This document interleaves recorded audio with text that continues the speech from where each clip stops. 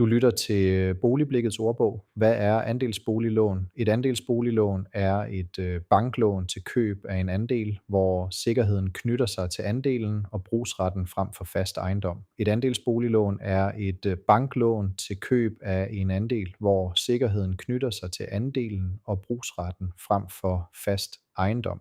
Rente og vilkår fastsættes af banken, som også vurderer foreningens ejendom, gæld, hæftelse og økonomiske robusthed. Som køber bør du få begrebet koblet til et konkret beløb, dokument, tidspunkt eller ansvar, før du bruger det i din beslutning. Et konkret eksempel. 2 købere med samme indkomst kan få forskellige lånetilbud, fordi bankerne vurderer den valgte andelsforenings gæld forskelligt. Kontroller altid eksemplet mod de aktuelle vilkår og originaldokumentet i din egen handel. Vær især opmærksom på dette. Sammenlign både dit private lån og din indirekte andel af foreningens gæld. Den tekniske pris viser mere end købsprisen alene. Betydning for dit boligkøb. Sammenlign altid samlet pris, risiko og fleksibilitet, ikke kun den første månedlige